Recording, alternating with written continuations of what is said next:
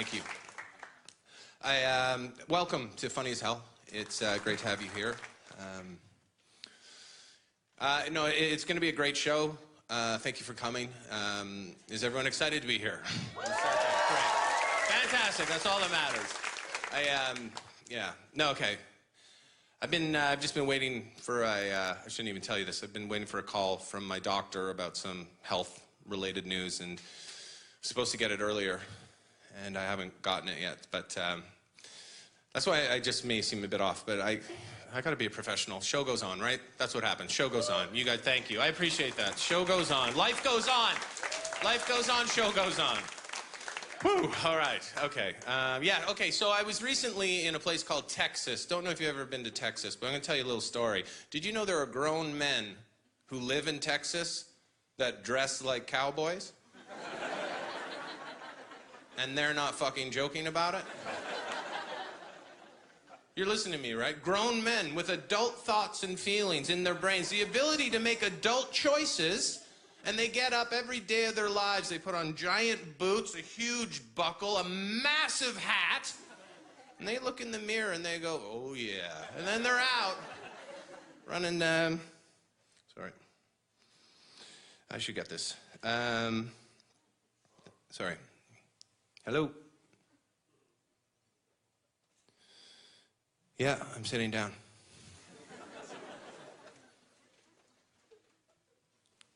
Oh, no, that's not what I wanted to hear. Okay. Spread everywhere? Okay. How many lumps? Oh, God. No, okay. No, you just think it's always gonna be someone else and not you. Thank you. That was my cleaning lady, and a raccoon crawled in an open window and shit all over my floor in the kitchen. And apparently there's like lumps on the carpet and everything, and it's going to be impossible. It could have gotten in there days ago. I haven't been home, and it's been caking in the sun and just impossible to get off. That is a downer. Anyway, like I was saying, okay, so they go out in public dressed like cowboys, these people from Texas. Like, you see them walking the streets, and they might as well be Batman, right? Think about it. Cowboy, Batman, both are choices for Halloween costumes. When I was a kid, I want to be a cowboy or Batman. Now there's 60-year-old men living the Halloween dream every day of their lives in Texas. I say trick or treat to every cowboy I see when I'm in Texas. Sorry, 1 second here. Hello? Yeah. That's great news. Thank you. All of it? Thank you. All right, bye. Oh. It's my cleaning lady. She found a combination of bleach and cleaning product, and with some elbow grease, she says the shit is going to completely come out. So, great news, great news. Yeah. All right, here we go. Woo! So anyway, I don't even know why these guys dress like they don't even you find out they're not even real cowboys in Texas. They realize they dress like that because they just love country music so fucking much. That's why they dress like that, because they love country music. I like the band Queen. I don't wear a fucking unitard when I leave the house, do I? Sorry, 1 second. Hello? Yeah. Oh. Okay. Thank you. That was my doctor, and turns out I have hepatitis B. So, silver lining. It's not hepatitis C. Super silver lining, that raccoon shit's gonna come out, right? But I do have hepatitis B. So these cowboys. Your next guest coming to the stage. Ladies and gentlemen, are you ready to start the show? Are you all set? Yeah? Oh, good. Thank God. Good stuff. Ladies and gentlemen, the next comic coming to the stage, His career I envy, genuinely, so much that I wish it was mine. And I'm being truthful. Please welcome Bert Kreischer. Give it up for Bert, everybody.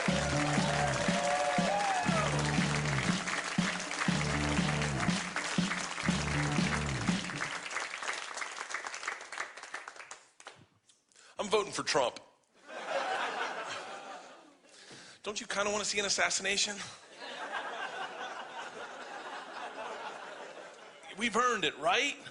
Just that moment that our parents got, that fucking where we all get together. Where were you at 9/11? Did you see how sad you got?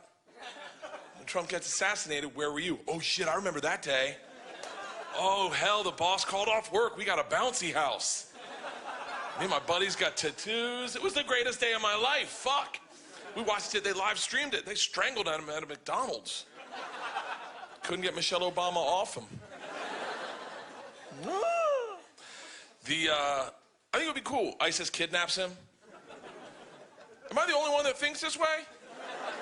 I mean, don't you want that? Just to be stuck to your TV? They got him. Bill Clinton's trying to negotiate his release. They're like, I don't believe he's dead. Send a finger. Sometimes you say stuff funny that no one gets. Like I said something really funny the other day. It did not get a laugh. And I'm going to run it by you guys, which might be a fucking mistake. I was walking in the airport with a black dude. Me and him just walking 10 in the morning. I got a little bit of a buzz. He doesn't know that. And we're reading these factoids on the wall. First factoid says, Dutch people are the tallest people in the world. Dutch women are 5'7". Dutch men average over 6 feet. Guy looks at me and he goes, the women are hot too. Now we're talking. He doesn't realize the shitstorm he's unleashed on himself. Next factoid says the Tube in London was the first subway system built in 1863. What I meant to say to him was, can you believe they did that before computers? But all that came out of my mouth was, those before computers. Now I feel like I should just grab my bag and hold it in the front. Those before computers. Like, he just looked at me and he goes, it certainly was. Next factoid read, the average annual rainfall in Phoenix is 8 inches. And I looked at him and I said, that may not seem like a lot to you. But they got 2 inches on me. He didn't laugh at all. He just fucking stood there and went, no, I mean, how do they sustain? I just made a big black dick joke at 10 in the morning in public without saying big black dick. I thought there's moments where it just misses. Like I checked into a hotel room one time, right? I have 5 bags with me. A tall, skinny, young black kid grabs the bags. Why is he gonna be black? Berks, he fucking was. So, grabs the bags, checks me into the hotel, gets me in the elevator. In the elevator, he says to me, he looks at my bags, he goes, there's a lot of bags. What do you do for a living? I go, I'm a comedian. And he goes, you pack all your jokes in these bags? Immediately, the kid's funnier than me. We get up to our floor, and as soon as we get out of the elevator door next to us opens, and an older white guy kind of like walks out 5 steps behind us. And as we walk, he keeps pace with us. We take a left, he takes a left. We take a right, he takes a right. It's kind of creepy. At a certain point, you're like, hey, either fucking jog past us or fake tie your shoe, but you're creeping us out, George Zimmerman. So we get to the end of the hallway, that's where my door is. Turns out the old man's door is right next to mine. So as he goes to put his key in and the kid goes to open my door, I lean over to him and I go, hey, if you want, we can open up that connecting door and we can hang out this weekend. He was not prepared for that. And now he can't get his key to work. He's like, I don't want that to happen. I go, think about it. When was the last time you made a new friend? We'll wake each other up in the morning. We'll talk at night. And he's like, I don't want any of that. And he opens his door, but before he can close it, I stop him. I go, listen, if you change your mind, just knock and scratch. The guy looks at me dead serious. He goes, I probably won't be doing that. I look to see if I made the kid laugh. He's already in the room. I did the joke for nobody. I look in the room, and the kid's not even putting the bags up. Like, he's just dumping them. And I know I got to tip him, but I don't want to be cheap. But, like, it's like 4 bags, but he just really rolled them all. But I'm doing the math in my head, and he catches me. I'm going, oh. And he looks at me and goes, sir, you don't have to tip me. I said, well, you brought them all the way up. I got to give you something. And he goes, no, you don't. It's my job. It's what I get hired to do is bring your bags to your room. I said, well, I got to give you something. He goes, no, you don't. Just knock and scratch. And me and this kid go over to the door, and I knock and I scratch, and you hear the old man go, I don't want to fucking hang out. I thought this kid was gonna laugh himself to death. He was like, do it again, do it again. The best part is he told everyone that worked in the hotel that story, so anytime I went past a black dude, he was like, oh, the knock and scratch motherfucker. I got two kids. I got married, and I got two daughters. Georgia's 12, blonde hair, blue eyes, real smart, and I got another one. This kid's a fucking lunatic. Like she's smart, but not like a useful to society smart. You know what I mean? That kind of kid. Like we had 9 toothbrushes. Everyone's getting sick. Her name's Isla. I bring everyone to the bathroom. I go, hey, I'm cleaning house. Grab your toothbrush. I'm throwing the rest of them out. She looks at me dead serious and goes, we have different toothbrushes? There was an attempted kidnapping at a school adjacent to theirs, and the teachers pulled the kids aside. They're like, listen, you need to talk to your families. You need a safe word. Isla hears this and gets locked in. She goes, safe word, done. Comes home, Dad, we need a safe word. I'm like, what is this family getting into? She goes, no, there was a kidnapping. They're trying to take kids, Dad. I'm like, no one fucking wants you. She goes, no, we need a safe word. I go, all right, how about Agnes? That's the street we live on. She goes, too easy. I go, too easy? She goes, too easy, Dad, they could guess that. I go, hey, Isla, if someone's guessing at our safe word, don't get in their fucking car. I go, how about Priscilla? That's our dog. She goes, are you even thinking? I go, what do you think it should be? She didn't even miss a beat. She goes, how about motherfucker? Think about it, Dad. No one's gonna say motherfucker to a kid. I was like, motherfucker it is, motherfucker. And that was our safe word until I had to change it because I knew I was gonna say it on stage. But one of our friends had to pick him up, Stephen Fromkin. I go, hey, heads up, our safe word's motherfucker. He's like, I can't say that to your kids. I was like, good luck getting Isla home. She's been waiting for this day. He pulls up, Georgia jumps in the car like she's trying to get molested. Isla's locked down. What's our safe word? She's known this guy 8 or 9 fucking years. It's our safe word. He's like, I know it, and I'm not saying it out loud. It's a bad word. She's like, then I'm not getting in your car. He's like, Isla, the safe word is She looks at him dead serious in front of all the teachers and goes, I can't hear you. Thank you so much, guys. Have a great night.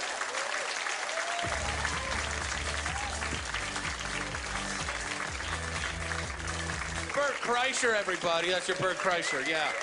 That's how it's done. Ladies and gentlemen, coming to the stage, originally from Portland, Oregon, and I love him to pieces, and that is genuine. Please welcome the very funny Matt Bronger. Give it up for Matt, everybody.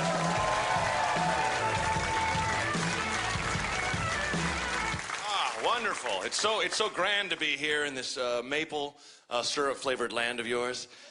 It's marvelous. I was in Halifax a couple weeks ago, and I saw an inspiring piece of bathroom graffiti I've never experienced before. It was a quote from one of my country's founding fathers that I'd never heard, from George Washington, and it said, anything can be a dildo if you're brave enough. And that is magical, and I think that brings us together, because it's goddamn true, let's be honest. I'm trying to grow up, but I think, as we all know, boys grow up. They reach maturity at the age of 42. I think it's 42. Yeah. But the problem is, girls grow up. Well, they're born grown up, and they become 42 at age 9. Like, seriously, like, you ever talk to a 9-year-old girl? That's the most serious person you'll ever meet in your goddamn life. Like, every 9-year-old girl I meet is just the most pragmatic, logistical person ever, like, on every level. Like, would you like some candy? Like, I sincerely would. Like, Jesus Christ, Cindy.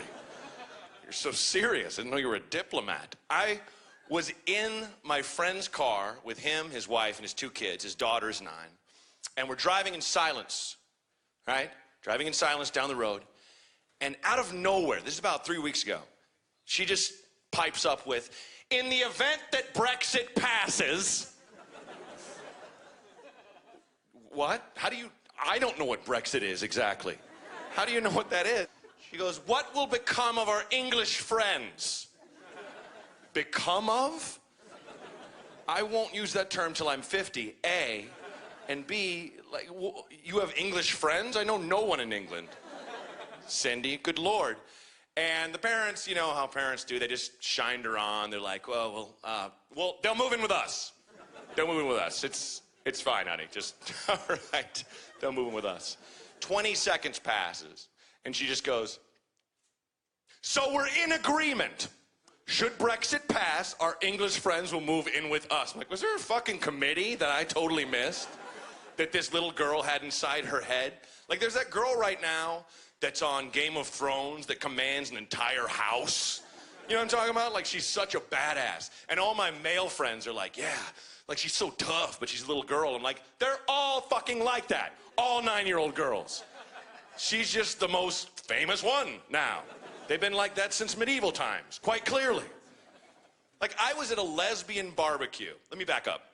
A friend of mine named Teg used to put a bunch of us together and load us into a van, and we'd go do comedy in non-traditional venues, like this one, the inside of a warehouse that looks like a Victorian mansion. Bam, bam, comedy truck out of control, guys. No brakes. Wake up. Here we go. But it's fun. And we'd play houses or people's backyards, just real, you know, non-traditional areas. And we played this house, huge house in San Diego, owned by a lesbian couple with 2 kids. And all their friends were lesbians. And they were all, you know, brought their children. And it was just, you know, a huge lesbian barbecue. I'm sorry for the men in the audience that thought it'd be spicier. Nope, just suburban bullshit. And at one point, my friend Martha got on stage and opened her set with, it's so weird being the only you know, non-lesbian here. And a 9-year-old girl did not miss a beat from across the yard, screams like a laser through everyone, I am not a lesbian! I was like, holy shit. Like, it was so real. Like, I was like, oh, God, a chill went over my soul. Holy shit, because she is not. But she thinks everyone thinks she is. Poor kid, you know what I mean? She must be mauling every little boy on the playground around her, just grabbing them. She's like, please, you're hurting my arms. Stop it, Sam. It's Samantha! Just fucking viciously attacking them over and over and over. God, they're so goddamn serious. And we have what I call the Green Mafia in America, the Girl Scouts, that sell cookies, and they're all business. Like, they have these cookies, delicious, by the way. They have these things called Samoas that are like half like cookie and half crack. It's like caramel and chocolate. Like, no one's ever had one. Like, I will porn dick a sheath of those cookies. Like, ah! Just crumb bukkake all over my face. And they know it. They know they have a superior product. They move on the streets. And 2 of them are going down the street just with like a little radio flyer red wagon of all their cookies. And their moms or, you know, respective moms are with them.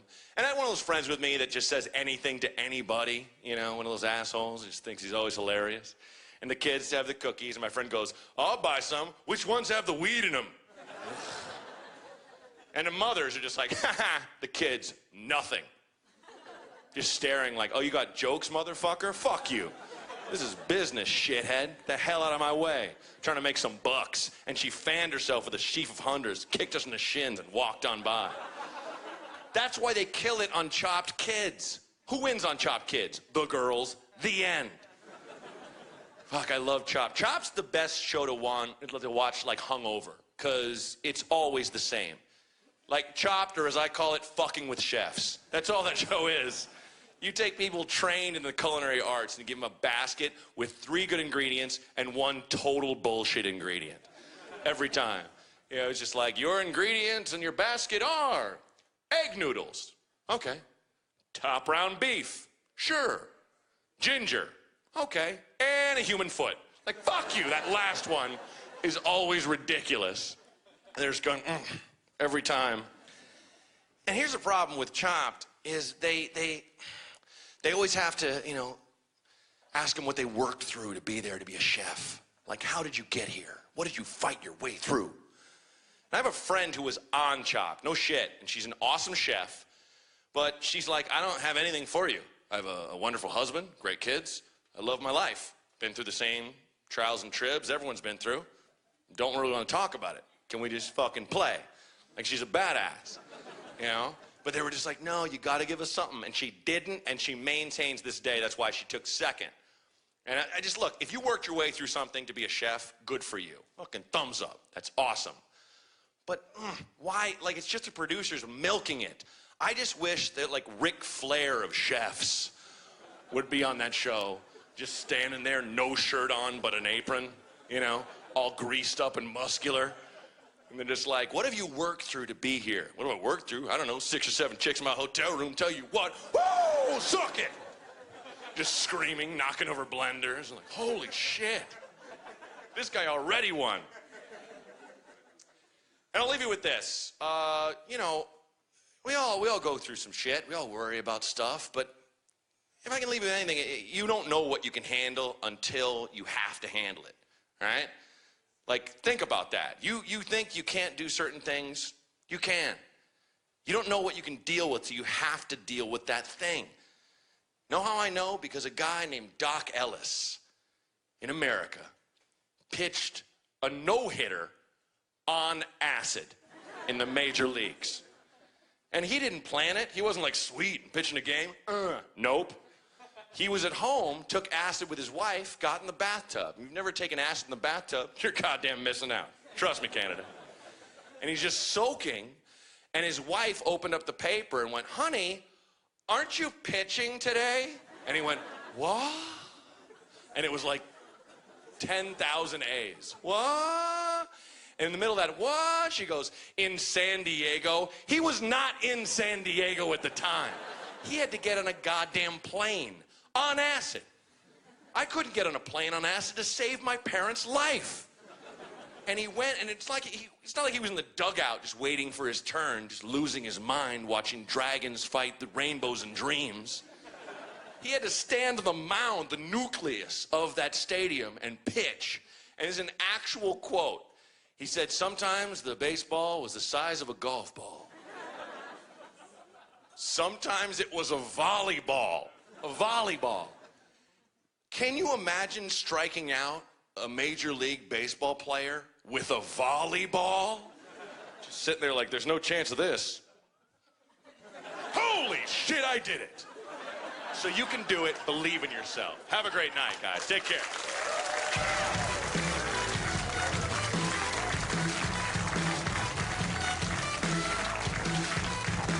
That's your Matt Bronger right there, everybody.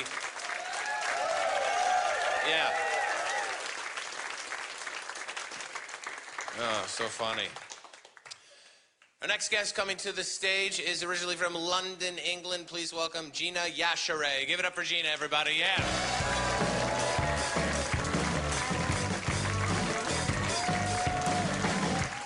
Yay! What's happening, people? How you doing? All right? Yeah, so obviously I'm letting you use the accent. I am from London, England, now living in America, doing lots of shows in Asia at the moment. I did some shows in China recently. Any Chinese people in? Good, let's talk about them. Holy fuck. I have never been coughed on and spat on so much in my entire life. That's the thing, right? That's the thing. Don't look at me like that. It's not racist, people. It's the thing. They do that. They cough. They clear themselves. It's just what they do. It's like they pull the phlegm up from the bottom of their feet. They do this. If you've been to China or Chinatown, same thing. They cough and cough right in your face, and they don't give a fuck. They just look at you while they do it. They don't give a shit, and that's what I like about them. I got coughed and spat on a lot in China, but luckily in China they're all quite short, so I only got coughed on in the vagina area, so it wasn't as bad. I like China. I had a good time. No black people in China, because it's China. But I got stared at and followed a lot in China, like really. Like Chinese people don't give a shit. If they're surprised, they will let you know they're surprised. I'd walk into a restaurant in Beijing and 100 sets of chopsticks would just stop at the same time, just. I actually once got followed down the street by a Chinese woman filming me on her cell phone, just walking down the street like.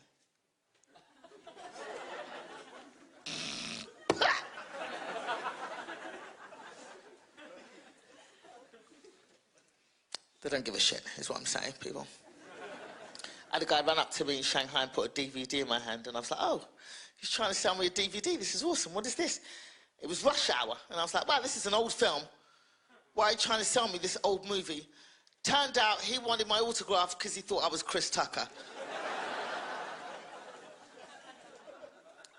Which is ridiculous. My voice is way deeper than Chris Tucker's. I liked China, though. I did like it. I did. I didn't like going to the toilet so much in China, though. Hole-in-the-floor toilets in Asia, you know. Hole in the floor. A hole in the floor. And, which is fine. You know, it's supposed to be healthier for you. You know, you squat, it's good for your thighs and stuff. But the thing is, I'm getting older, and I don't know what's happened to my flaps, but my aim is not what it was. Do you know what I mean? You know, you got to squat and aim in a hole. I don't know why you look at me like that. So it's just difficult. I just haven't got the same equipment as you. It's difficult. And there was a particular incident in China. I'm peeing, and I farted while I was peeing. And I don't know if you know this, sir. I don't know if you know this, but what happened was I farted. The fart kind of blew the pee.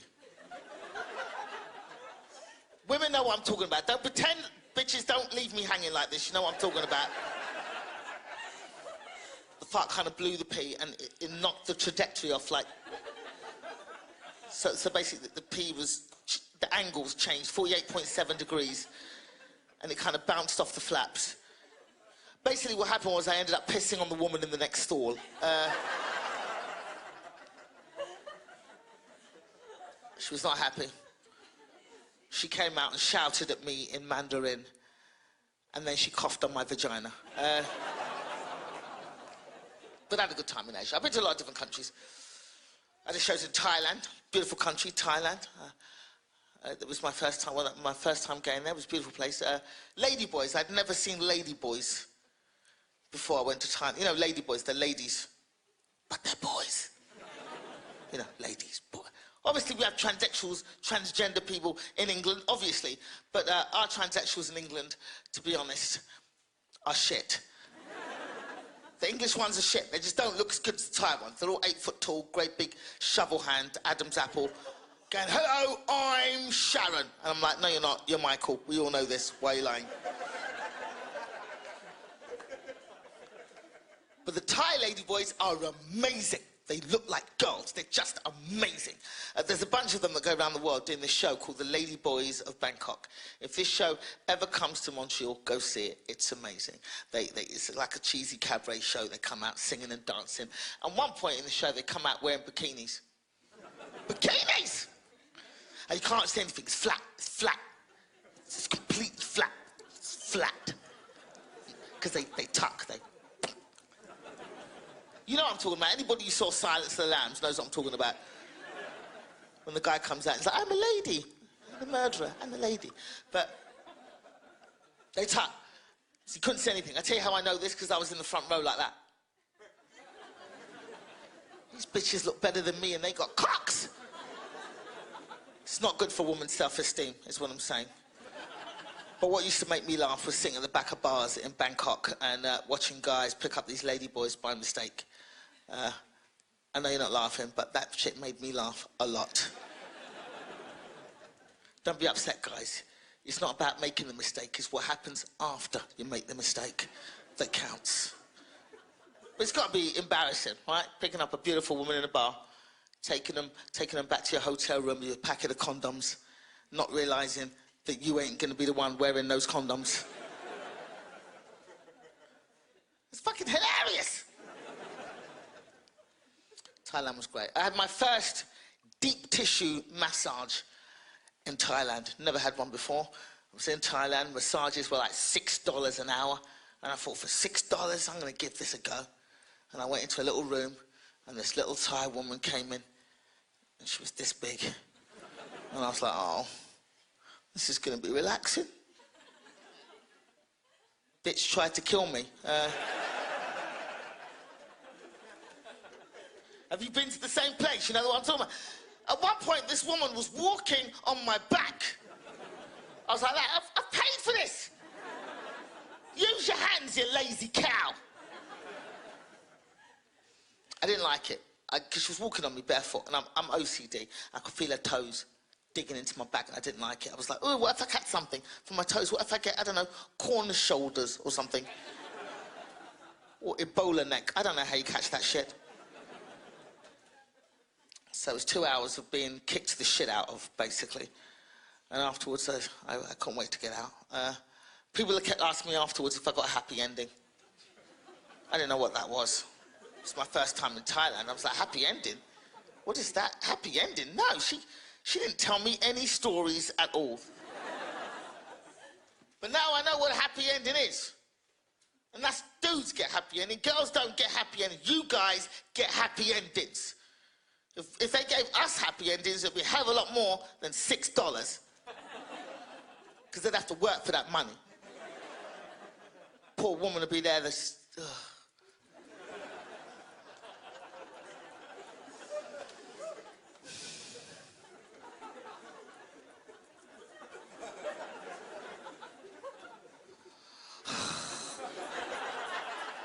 Oh, you take too long. Thank you very much, boys and girls. Good night. Thank you.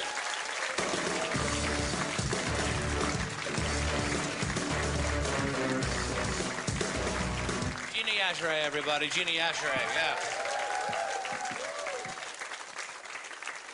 Ladies and gentlemen, that's the end of the show. Thank you so much for coming out. Have a great night. Thank you. Good night.